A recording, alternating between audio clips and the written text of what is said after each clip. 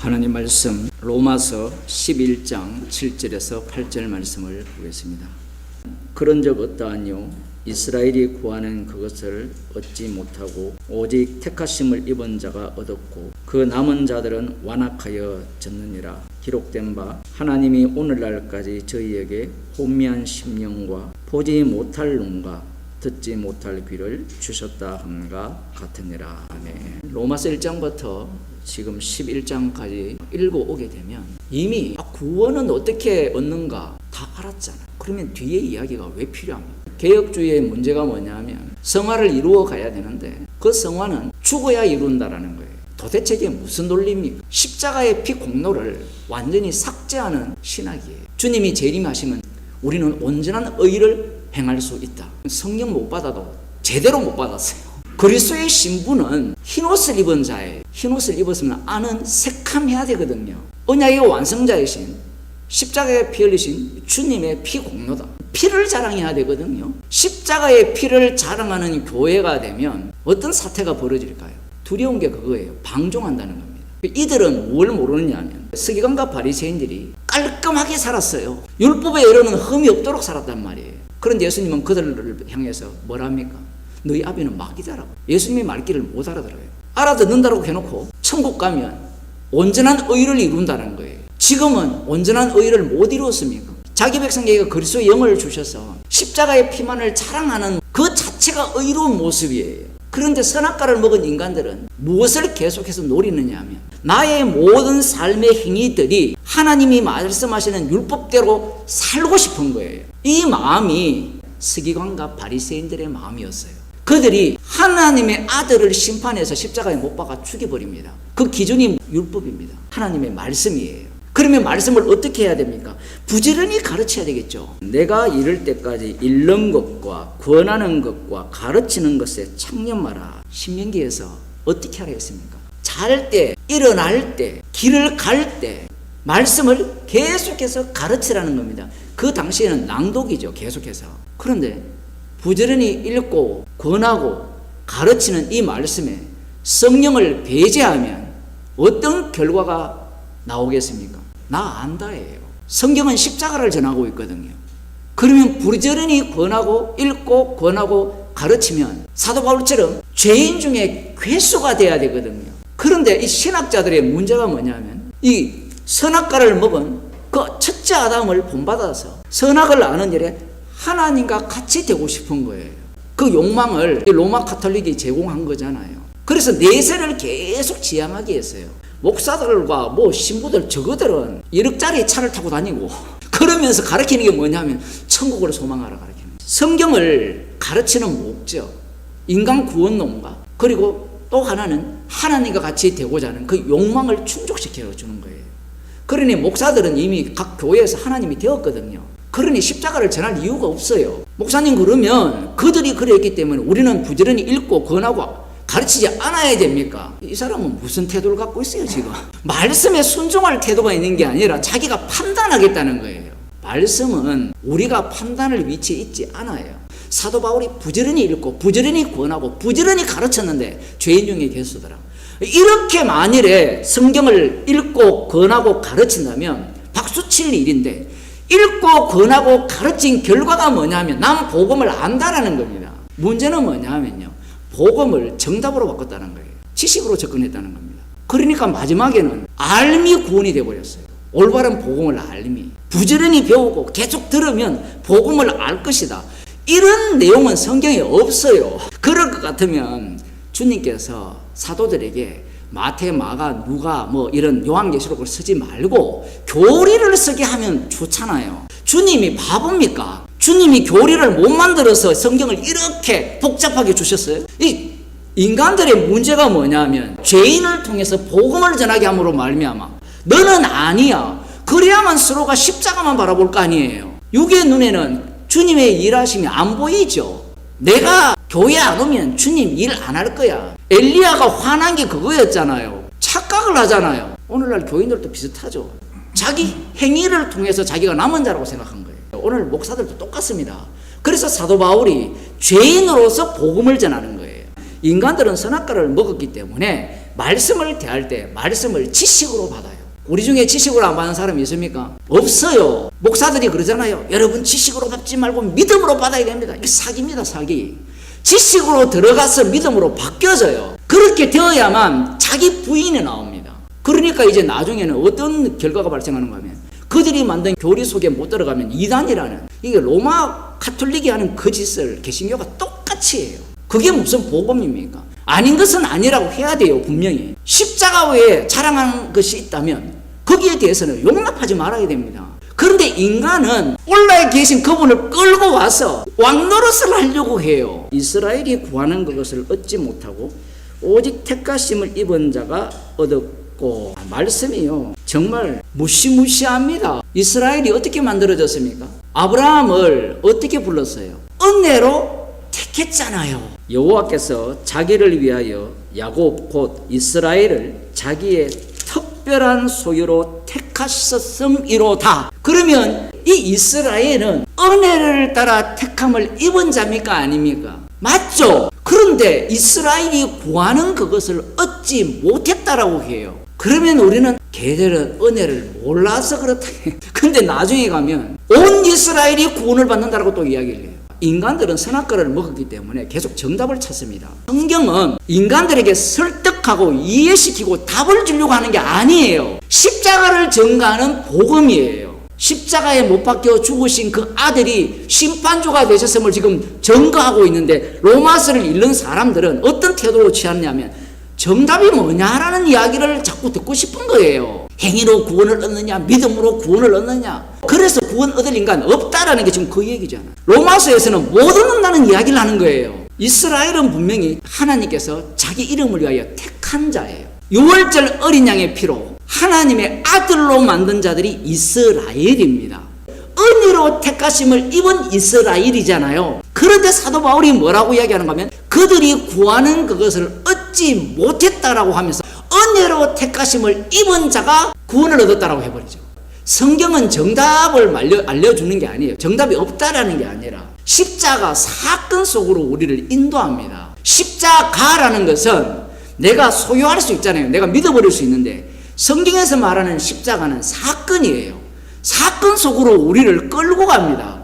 그래서 사도 바울이 노골적으로 우리 산자가 이 육체 가운데 살면서 계속해서 죽음 가운데 넘겨온다라는 거예요. 지식 이야기가 아니에요. 이스라엘이 구하는 그것을 얻지 못하고 오직 택하심을 입은 자가 얻었고, 이스라엘은 분명히 택하심을 입은 자인데 택하심과 이스라엘을 구분해버립니다. 구약에 보면 남은 자는 구원을 얻는다라고 되어 있거든요. 남은 자는 돌아온다라는 그러한 말씀들이 구약에 가득 있습니다.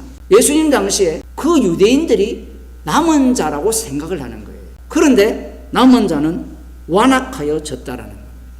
예수님께서 제자들을 부르시잖아요. 12를 선택을 했는데 은혜로 택하심을 입은 자가 따로 있었던 거예요. 그들은 십자가의 피로 용서함을 받은 11제자예요. 그러니 우리가 갖고 있는 한 번 선택은 영원한 선택이다, 이 논리가 성경에서는 통하지 않는다라는 거예요. 십자가 정의에는 관심이 1도 없어요. 어린 양의 피를 전하면요, 내 믿음을 내세울 수가 없습니다. 피 앞에서는 나의 믿음이 부정당하거든요. 엘리야도 문제가, 나는 훌륭한 사람이 아닙니까? 나는 이 악조건 속에서도 복음을 위해서 싸웠습니다. 그게 지금 엘리야거든요. 긍휼입니다. 긍휼. 그 긍휼을 모르는 거예요. 은혜로 시작을 했는데 상황 자체가 계속해서 자기의 결단이 필요한 거잖아요. 결단이 필요하니까 그 은혜가 뭘로 바뀌기 시작합니까? 지금 행위로 바뀌기 시작하는 거예요. 아합이라든가 이스라엘이라든가 거짓 선지자들, 우상 숭배자들, 그들을 보면서 자기는 어때요? 의롭다는 겁니다. 꼭 우리 안 같습니까? 사도 바울을 보세요. 사도 바울이 왜 죄인 중에 개수가 되는가를, 예수 그리스도가 주가 되면요, 나는 어떤 자가 되는가 하면 예수님을 주를 십자가에 못 박아 죽인 죄인이 돼요. 복음을 위해서 그렇게 애를 쓰고 핍박을 받으면 뭐가 남아야 되죠? 행위가 남잖아요. 남았기 때문에 죄인 중에 개수라 이야기하는 거예요. 육이 있는 한 인간은 자기가 한 것을 다 기억하게 돼 있어요. 은혜로 한 건 많잖아요. 그런데 그것이 시간이 지나면 어때요? 행위로 바뀌어요. 그럼 어린 양의 피, 예수 그리스도의 믿음으로 의롭게 되었다면 나는 죄인 중에 개수로 드러난다라고 이야기를 해야 되는데 예수님의 피로 우리가 의롭게 되었다는 이야기를 해요. 계속. 의의 정가라는 교리가 왜 문제가 발생하는가 하면 예수님이 능동순종으로 율법을 다 지킨 걸 우리한테 전가했다는 거예요. 율법 내용을 들어가 보면요, 그 율법이 적용되는 그 지점이 이 땅밖에 없다니까요. 천국 가면 그거 없는데 율법은 십자가를 전가하고 있는데 그 사람들은 예수님이 다 지켰다고 주장을 해요. 결국 그렇게 되면 의의 전가가 돼가지고 우리가 죽으면 온전한 성화를 이룬다. 결국은 뭐냐면 우리가 다 율법대로 산다는 거예요. 그러면 그 다음 나오는 말이 뭐예요? 십자가 꺼져 이야기예요. 인간들은 죄인 되고 싶은 마음이 죽어도 없습니다. 하나님과 같은 신이 되고 싶죠. 죄인이 되더라도 나는 하나님처럼 되고 싶다라는 게 인간의 본심입니다. 이 이야기를 누구한테 해요? 지금 로마에 있는 십자가의 원복음을 제대로 알고 있는 그들에게 지금 이 이야기를 하거든요. 그러면 이 말씀은 누구한테 하는 말이에요? 예수님을 살해한 유대인에게 하는 말입니까? 우리에게 하는 말입니까? 우리에게 하는 말이에요. 사복음서도 마찬가지입니다. 구약의 모든 율법도 오늘날 우리에게 하시는 말씀이에요. 그럼 성도들은 구해서 주님을 찾은 게 아니었죠. 그 주님이 찾아온 거예요. 찾아왔음에도 불구하고 이스라엘을 하나님 아들로 만들었잖아요. 예를 들어 아나니아와 삽비라를 봅시다. 성령을 속였잖아요. 그럼 이 사람은 성령 없는 사람이라고 볼 수 있습니다. 그런데 성령은 눈에 안 보이잖아요. 그런데 인간의 눈에는 행위만 보이잖아요. 자기가 한 그 일이 자기의 의로움을 내세우기 위해 산 사람은요, 십자가 복음을 들으면 들을수록 화가 나요. 내가 한 게 얼만데, 내가 복음을 몇십 년 동안 전했는데 그런 마음이 없어가는 건 아닙니다. 책망을 받고 빛으로 나오면 돼요. 기록된 바 하나님이 오늘날까지 저희에게 혼미한 심령과 보지 못할 눈과 듣지 못할 귀를 주셨다가 같으니라. 와, 정말 이 말씀이 놀라지 않을 수밖에 없는데 일어날 때도 잘 때도 길 갈 때도 이 이마에도 붙이고 팔에도 붙이고 해가서 부지런히 가르치라라고 시큰 해놓고 하시는 말씀이, 그러나 깨닫는 마음과 보는 눈과 듣는 귀는 오늘날까지 여호와께서 너희에게 주지 아니하셨느니라. 이야, 이 장난칩니까 지금 하나님이? 근데 이 오늘날이 굉장히 중요해요. 이 오늘날은 언제까지 계속 이동하는가 하면 주님이 재림하실 때까지 오늘날까지입니다. 십자가에서 주님이 다 이루었는데 그러면 우리는 이제는 알 수 있지 않느냐라고 이야기를 하잖아요. 알 수 있을 것 같으면 성령을 왜 줍니까? 주님이 세상 끝날까지 왜 동행합니까? 우리는 성령이 오면 내가 깨달을 수 있다고 생각해요. 성령께서 오시면 성령은 우리를 어떻게 만들어버립니까? 죄인 중에 개수로 만들어버려요. 내가 깨닫는 게 아니라 성령께서 죄인임을 알게 하신 거예요. 나 중심이 아니고 그리스도의 영 중심이에요. 십자가 중심입니다. 나오기 싫었는데 강제로 나왔잖아요. 강제로 나와서 40년 동안 뺑뺑이 돌리다가 출애굽 세대를 다 멸망시키고 사람이 떡으로 사는 것이 아니라 하나님에 의해서 나오는 모든 말씀으로 산다라고 가르쳤죠. 근데 29장에서 뭘 합니까? 깨닫는 마음과 보는 눈과 귀는 오늘날까지 주지 않았다. 지금 깨닫는 눈을 안 줬잖아요. 그러면 그 말씀을 우리는 알아요, 몰라요? 알죠. 알잖아요. 십자가의 피로 산다는 걸 알잖아요. 그런데 이 말씀을 깨닫는 눈과 귀를 안 줬다라고 하면 어떻게 돼요? 같이 합쳐버리면, 중첩을 해버리면 우리는 죄인이 돼요. 그런데 이 선악과를 아는 사람들은 십자가의 피로 산다 라고 하면 나 깨달았다 해요.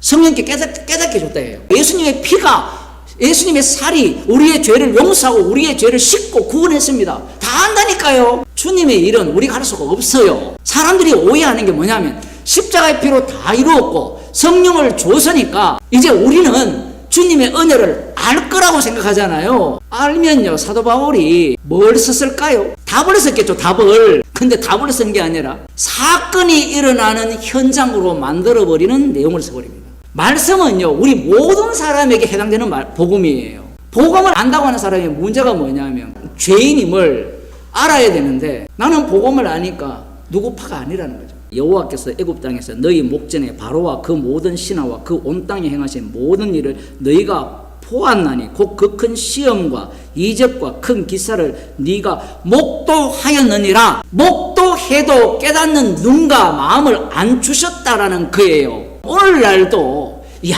병자 고치면 주님이 함께 하셨다. 이건 뭐예요? 소경들이 하는 소리예요. 주님이 성령을 주시게 되면 십자가가 밝게 보입니다. 깨닫는 마음을 안 주게 되면 인간들은 눈에 보이는 걸 두고 하나님의 아들입니다라고 이야기를 해요. 그게 엉터리임을 알아야 돼요. 그래서 주님이 십자가에 달려 죽으시고 죽어내셔서 성령을 주시는 거예요. 성령은 독특하게도 우리가 육적으로 보는 눈에 대해서 부정하면서 다가옵니다. 십자가로 다가와요. 육 자체가 죄밖에 쏟아내지 않거든요. 죄밖에 쏟아내지 않는다라고 이야기를 하니까 사람들이 또 뭐라고 하는가 하면 오해를 하는데, 죄가 쏟아져 나오려면요 반드시 성령이 함께 해야 돼요. 성령께서 계속해서 말씀을 통해서 책망하실 때 죄인으로 생성이 돼요. 나는 나다. 에고 에임이라는 말은 예수님 외에는 쓸 수 없습니다. 하나님 외에는. 그런데 인간들은 선악과를 먹었기 때문에 자기가 나는 죄인이다, 나는 죄인 중에 괴수다,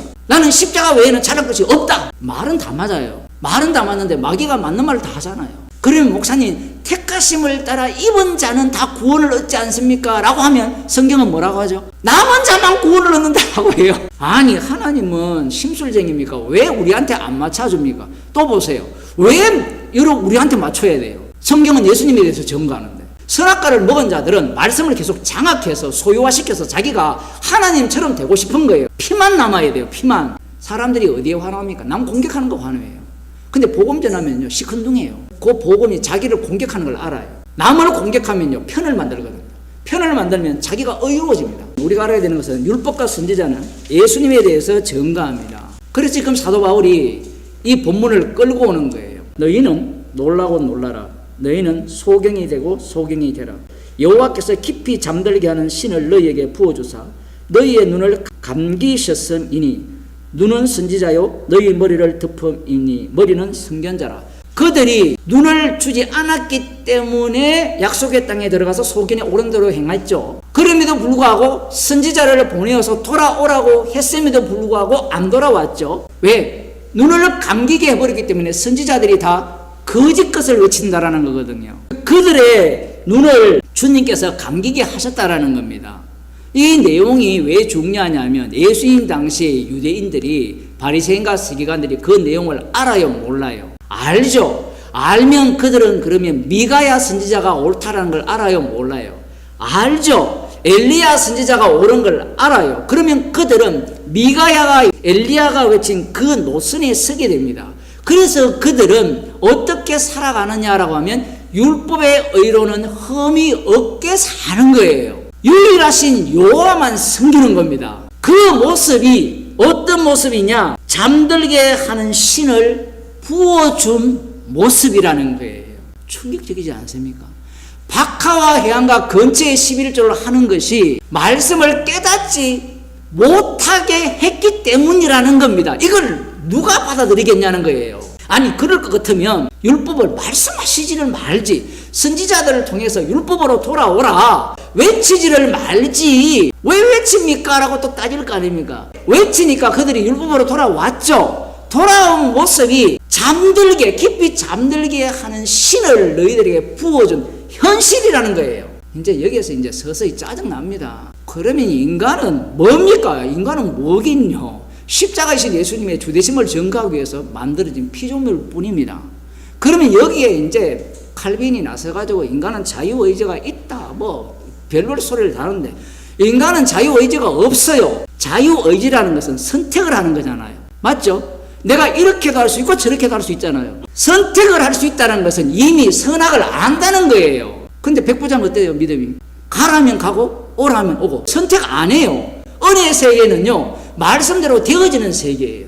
문제가 뭐냐면 그들은 자신들의 조상과 같지 않게 살려고 노력하고 그렇게 살았어요. 여기에 대해서 예수님이 마태복음 23장에서 뭐라고 합니까? 너희가 조상의 무덤을, 선지자의 무덤을 관리하면서 내가 그 시대에 살았다면 우리 조상처럼 하지 않았다라고 했을 때 나는 지금 그런 짓을 하지 않고 있다라는 주장이잖아요. 그런데 예수님이 뭐라고 하는가 하면 그런 말을 했기 때문에 너희들이 조상과 똑같은 인간이다라고 해요. 이 논리가 우리 쪽에서 받아들일 수 있는 논리입니까? 그리스도 안에 못 들어가는 사람들의 문제가 뭐냐 하면 십자가 앞에서 모든 것이 죄라는 사실을 모른다라는 사실입니다. 주님의 말씀이 인간은 감당을 못해요. 깊이 잠드는 신을 부어주셨기 때문에. 이때 진짜 할렐루야예요. 이게 은혜거든요. 근데 그들은 은혜를 원하는 게 아니에요. 아들의 피를 증거하기 위한 은혜인데 그들이 원한 은혜는 뭐냐면 나의 구원을 위한 은혜를 원하는 겁니다. 오늘날의 기독교인들이 다 뭘 원하느냐면 천국 가서, 지금도 피를 안 자랑하지만 천국 가서 보상받는 천국을 원해요. 성도가 들어가는 천국은 이 땅에서도 피 외에는 자랑할 것이 없고, 죽어서 가는 주님의 재림 이후에도 어린 양의 피를 자랑하는 세계예요. 예수님의 복음은 눈을 감기게 하는 복음입니다. 예수님조차도 말로는 구원을 못 시켜요. 여러분, 이걸 명심하셔야 돼요. 구원은 하나님의 아들의 피 외에는 구원이 안 돼요. 하나님의 아들의 피로만 구원이 돼요. 처음부터 창세기부터 어린 양의 피로 구속을 시키거든요. 아담도 마찬가지예요. 어린 양의 피로 구원이 되는 거지, 예수 그리스도의 피가 아니면 구원이 안 됩니다. 그 피는 두 요소가 쏟아져 나오죠. 하나는 지옥 보내고, 하나는 심판 속에서 함께 죽이시고 구원하는, 그 구원의 능력에 나오는 피입니다. 기록된 바 하나님이 오늘날까지 저희에게 혼미한 심령과 보지 못할 눈과 듣지 못할 귀를 주셨다 함과 같으니라. 이 말씀을 했을 때 성도는 아멘 해야 돼요. 지금 또 주님이 살아계셔서 친히 우리를 인도하시기 때문에. 기도하겠습니다. 하나님 아버지, 십자가에서 다 이루심을 저희들을 통해서 증거하기 위해서 친히 주님께서 저희와 함께 하셔서 너는 아니고 십자가에 피 흘리신 주님이 다 이루셨음을 증거하는 현장으로 삼아주심을 감사드립니다.